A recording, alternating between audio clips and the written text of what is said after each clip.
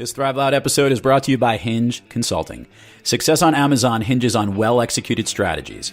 Contact Hinge Consulting to learn about total Amazon channel management and to see if your business has what it takes to grow over 300% over the next 12 months. That's Hinge Consulting at hingeconsulting.co. Thrive Loud with Lou Diamond. Wait a second. I've been thriving loud my entire life. When the heck am I going to be a guest on one of these shows? Lou Diamond sounds like a motivational country singer if you ask me.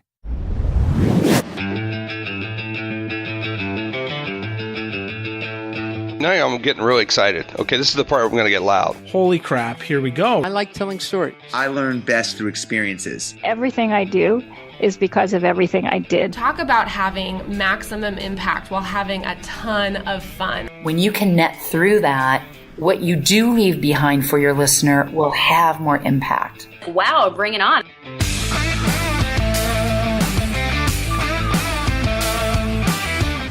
It's time to take an inside look at those that are taking their lives, their businesses, and their passions to the next level. Get ready to thrive loud with Lou Diamond. Welcome, everyone, to another episode of Thrive Loud with Lou Diamond, connecting you to the most inspiring and amazing people that are thriving each and every day. Today on Thrive Loud, we bring you sales professional, author, speaker, and management coach, the CEO and Chief Culture Officer at FPG, which is the Forest Performance Group, a leading authority in culture change programs and an expert at creating high performance, high profit, and best place to work cultures.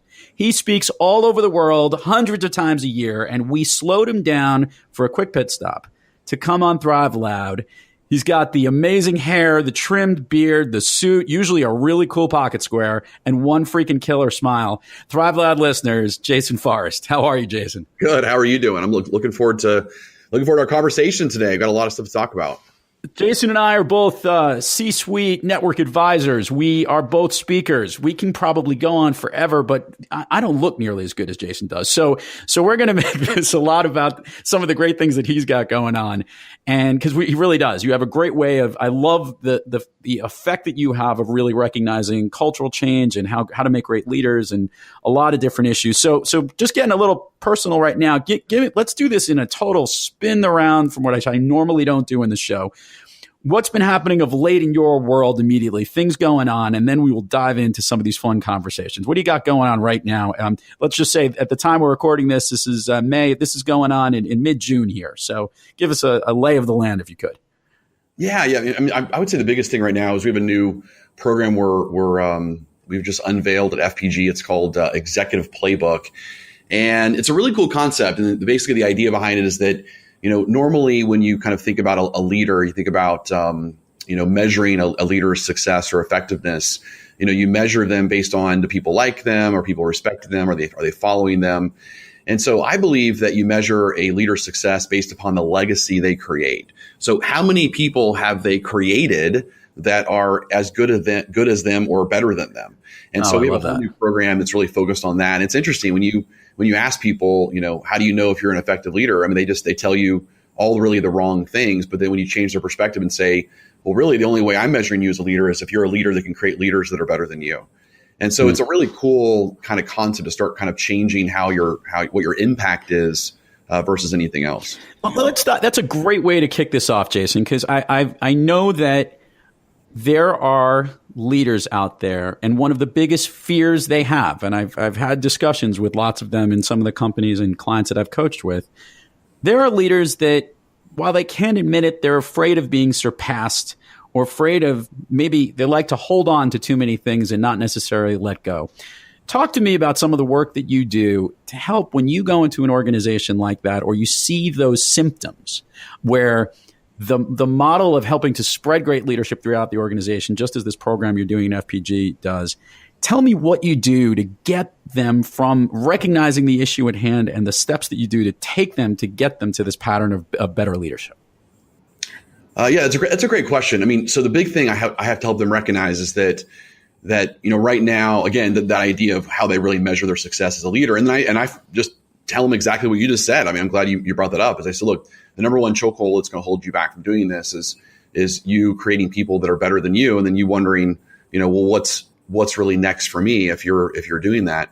And I mean, the simplest way that I help them, get through that at a surface level, there's obviously a lot of psychology and change work that has to happen on a deeper level. But the simplest way is I say, look, I can tell you right now that the most valuable player on any team is the leader who can create more leaders. Because right now, your company's success is equal to how many people in your organization have an ownership mindset, that they can literally think, act, and behave and believe as if an owner was there. And for example, one of the ways I define culture is what happens behind the boss's back, right? So, when the boss is there, it's fine because everyone's going to be kind of working, above board and doing what they're supposed to do. But as soon as the boss leaves, what exactly is going on? And, all the research says that in an average of a 40-hour work week, people are only working about 40% of their actual hours. And so, your people's productivity is your number one profit leak. And so, I really get them on board with these ideas. But then I help them recognize that, yes, your ego is what's going to keep you from developing leaders that are better than you, because you think it's, your ego's lying to you and it's telling you that if they're better than me, then there's no place for me to go. But quite the opposite. If you're a leader that's holding people back, then eventually you will be found out and the company will surpass you and you will be let go. On the flip side, if you are the leader that has the highest conversion rate of actually creating better leaders and creating more leaders, then you are the unleavable employee. And I believe in the next few years, we're going to have another major recession based on 7-year business cycles. If you look at the last one was 2015, the one before that was 2008, the one before that was 2001. I mean, it's every business, cycle is in about 7 years. And so we got another one coming up in around, 2020, 2021. And so the biggest thing that's going to happen is you're going to have layoffs, except for the people who are these unleavable employees, the ones that have an ownership mindset that can think, act, and behave like an owner, or the ones that are leaders that can create other leaders, and that's what I try to help them recognize is, let me show you how to be the unleavable employee for your company. I don't know if you're a big sports fan, Jason. Of course. I would tell you the funniest thing I've ever heard was, the coaching trees of some of the most successful coaches out there, whether it be Bill Belichick, or you can even go back almost to the Bill Parcells era. Or Bill Walsh. He's my favorite one. Bill Walsh. You can go through all the NFL coaches. And more recently, there is the Coach Krzyzewski models, all the ones that have been played at Duke or were assistant coaches of those that worked for Coach K, and how many of them are successful today. It is exactly that whole philosophy. And look at the growth that happens. Now, it's an interesting mindset. It's not about thinking about that they're going to leave your organization and start something else. Believe it or not, that also helps you in your organization, because it opens opportunities for new leaders to emerge to help grow different areas. And it's amazing to me that when I do encounter it, and you probably see it too, how some leaders still have that inability to do it. And it sounds like you have a great program to help them. I like the way you think about pushing them through to that point. That's a pretty powerful thing. Give me some stories of a recent challenge you've had with a company where maybe they weren't as willing to adopt that type of cultural change that's really needed to be successful. Any recent stories or things that you've encountered? Yeah. So I'm an executive coach. I mean, majority of our business is, we are the fastest growing sales and sales management training company in North America. But, I kind of stumbled upon culture work because, culture really is the amplification of whatever process pattern strategy, an organization is trying to do. And so I kind of stumbled upon it in the sense that I wasn't really going after being a culture trainer or doing culture work or executive coaching. I really wanted to stay on the sales management side. But I recognized that, I could create what I call these kind of amazing rehab programs for sales teams and sales cultures. Well, what it did is it actually messed up the rest of the culture. So the best way to look at that is, I have all these certifications in addiction counseling and certain things. But the best way to look at that is, let's say you've got a child who, goes to rehab and it's kind of the center of the family unit's attention. Well, all of a sudden the kid gets off of rehab and gets back in the family unit. Well, it messes up the family unit, because the whole family is kind of evolved around like the problem of the child. Well, now the family, there's not a problem anymore. And now the husband and wife get divorced, or there's another problem. And so I was recognizing that was kind of what was going on. And so I figured out, I'm doing more harm than good in some of these cultures right now. So I got to fix this. And so I started doing that, but so I think it's that awareness piece is huge, but But as of recently, the coolest impact that I could tell you I was doing this executive coaching call, and we had this really cool assessment along with our executive playbook program. And the guy's name is Mike, and Mike basically is a home builder. So he's a superintendent and delivers homes, and his score was pretty low in integrity. So integrity in the sense that measures, do you believe that the end justifies the means? Do you believe that do whatever it takes to get the job done? Well, those are all technically noble beliefs if you would think that way. However, if that belief system is in the hands of the wrong person, it's in the hands of a below the line human being, well, they'll take that and say, okay, well, I need to cheat, steal, and deceit in order to do whatever it takes to get the job done, right? So they take it the wrong way. Well, so he was in a tough spot because his score showed really low in integrity, and he's like, I just disagree with this. I'm an integrity person. I would never do anything to harm the customer. And so what I helped him recognize was the way he's communicating to his people heard, do whatever it takes to get the job done.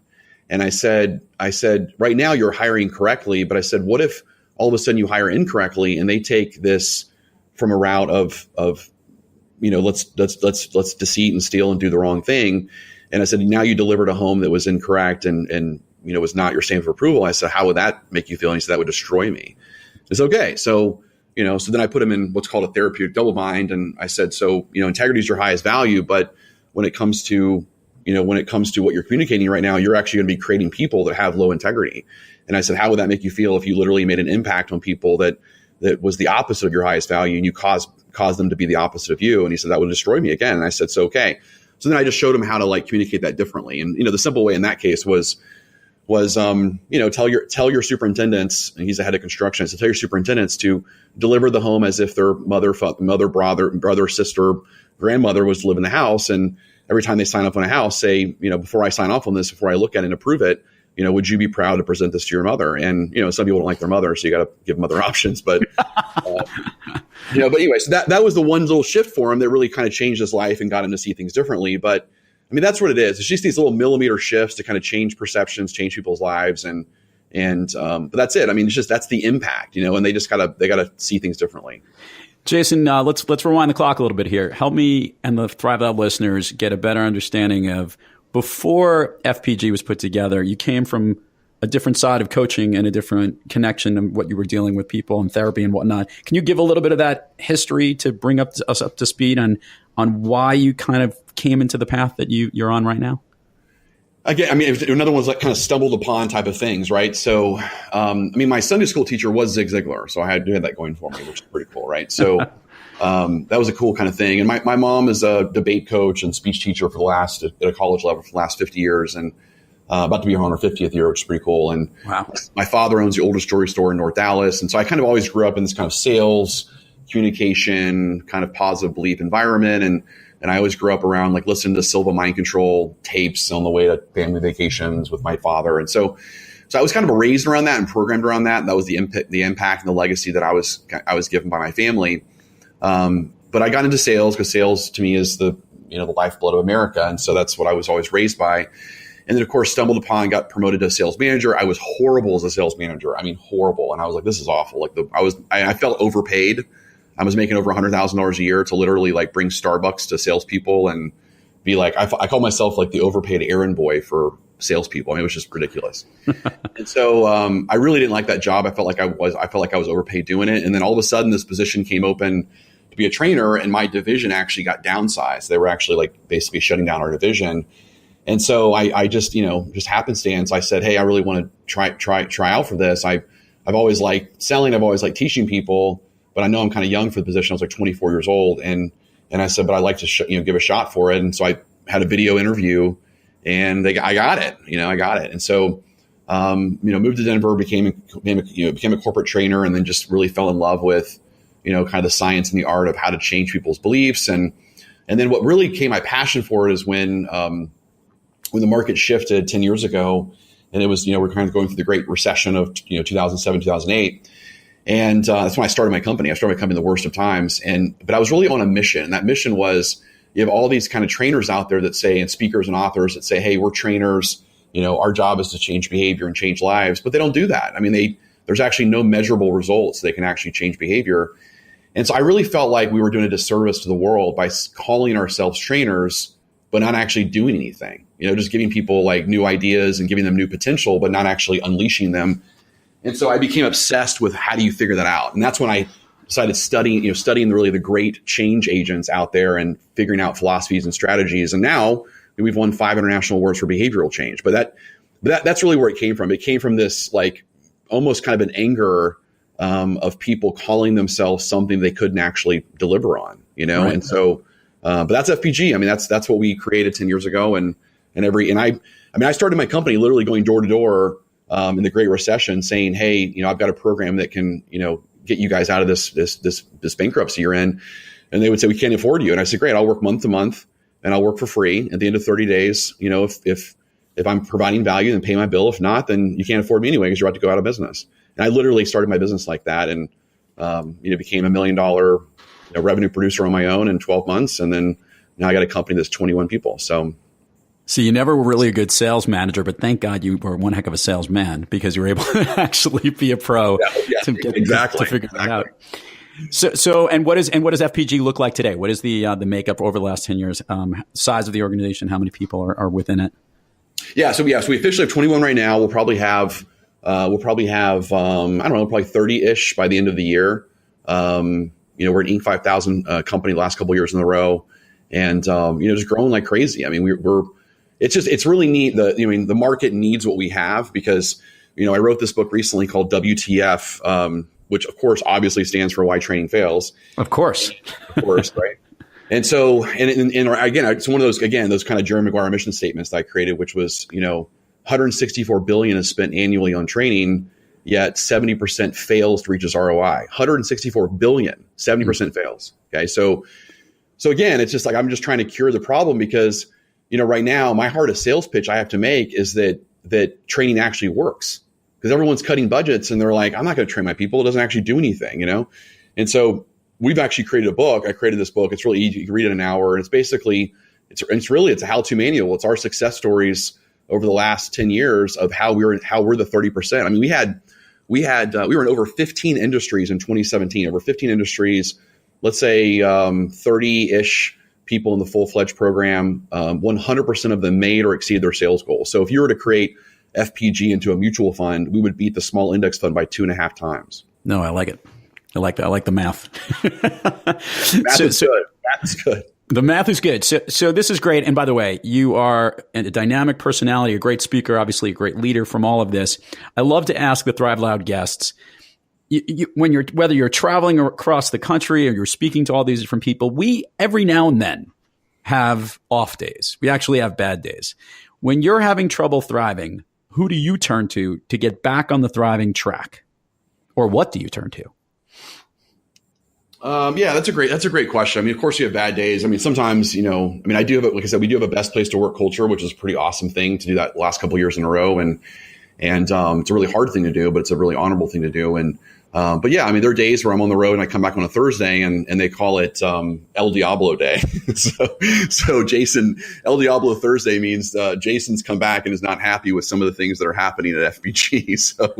So I kind of become a little more of an aggressive leader on that day, and I have to sometimes kind of tone it down. But I definitely turn to my other VPs. I mean, I've got a really great VP team that have an ownership mindset and they support me. And look, I mean, every coach needs a coach, and so I mean, my belief systems are our beliefs have more to do with our success than our abilities, and the coaching along the way makes all the difference. And that's what we teach. I mean, I do have now books on coaching, and I am an executive coach, and our sales management coaching program is one of the best sales management program in the world. And so I know how to do all that now. But I also know that I have to eat my own dog food. So if I go tell people everyone has to have a coach and I don't have a coach, I'm kind of in trouble, So I have a few people that I personally, get coached to on a monthly basis. But both I have an executive coach. I've got a NLP coach. I've got a consultant coach. I've got 2 personal trainers that I work out with 3 times a week. I've got, family counselors. I mean, all different kinds of people that I personally pay money to on a monthly basis to coach me. I like it.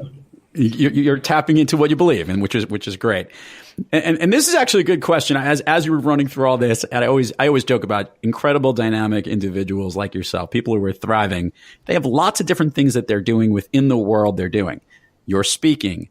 you're leading FPG, and you're doing executive coaching for a lot of top performers. Of the three, or of all the things that you do, or even writing a book, there's many variables. Is there one that you say, that's my happy place amongst all the things that you do?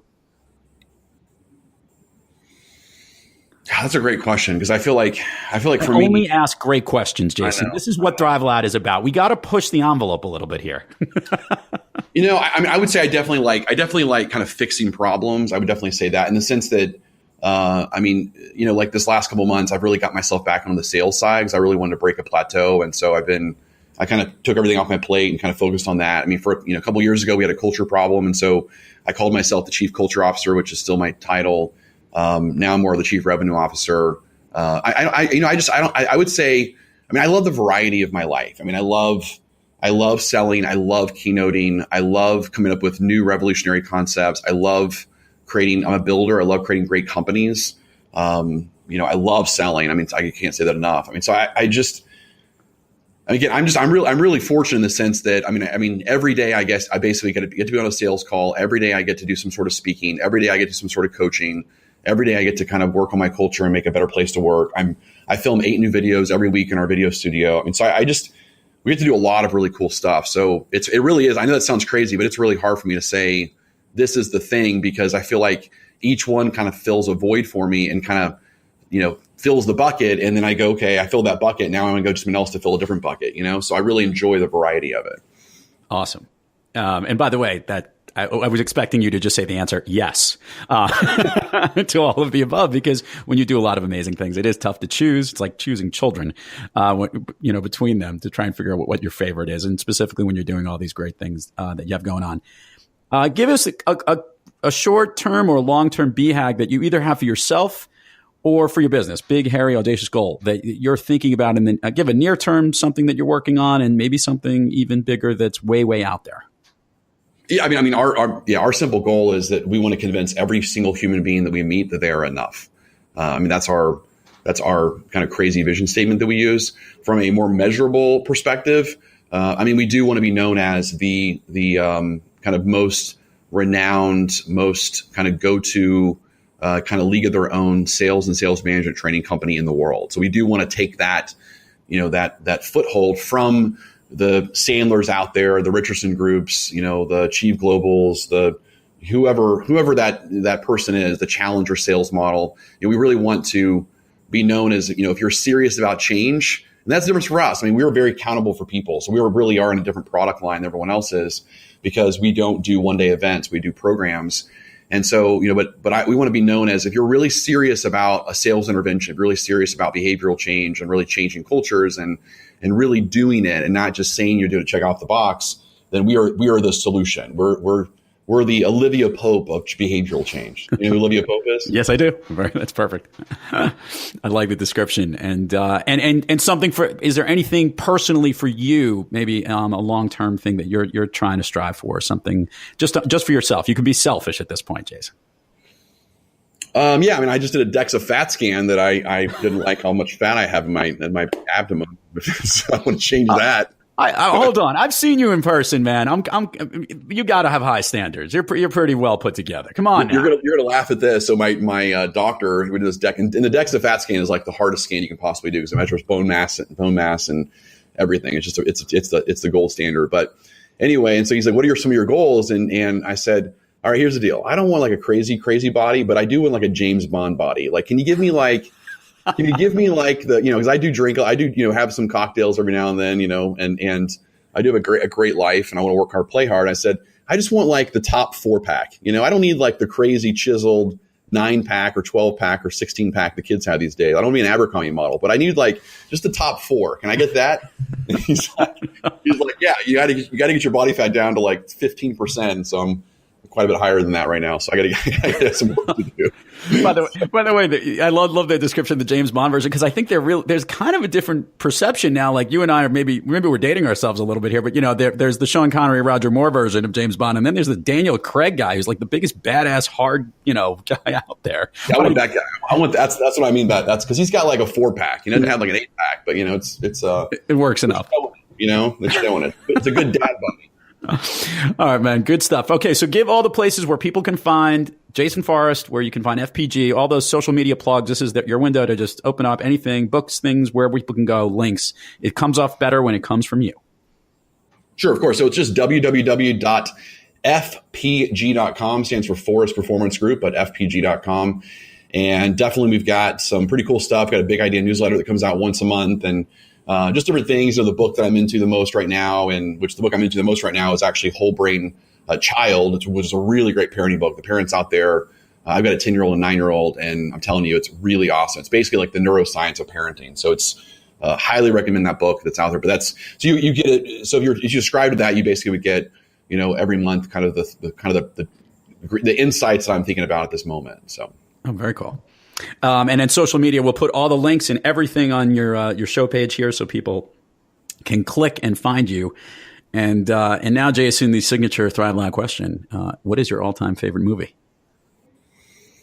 The first one that came to mind was Gladiator. I would say Gladiator. I love Gladiator, but I mean, I mean, everything in my office is, I've got tons. I got, samurai swords and gladiator swords, and I got gladiator armor, like authentic gladiator armor. So we have our program's called Warrior Selling, Warrior Culture. I mean, so we're really into all of that great stuff. But I can throw down some pretty good Step Brother quotes. So I would say, like, at the toss between Gladiator and Step Brothers.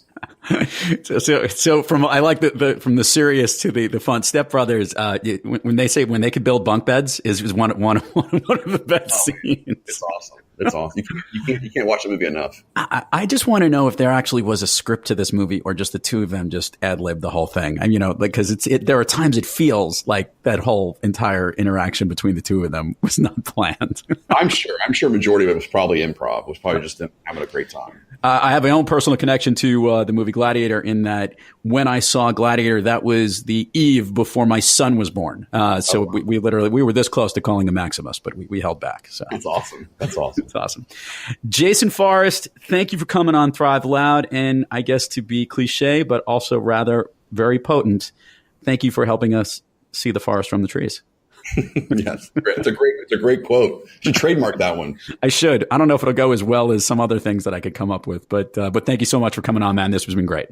Awesome. Thank you. And to all the Thrive Loud listeners out there, keep thriving onward and upward. And remember, be brief, be bright, be gone. You've been listening to Thrive Loud with your host, Lou Diamond. Make sure to subscribe on iTunes, Overcast, or wherever you get your podcasts. And follow us on Twitter, Facebook, and Instagram at Thrive Loud. Or find us on the web at thriveloud.com.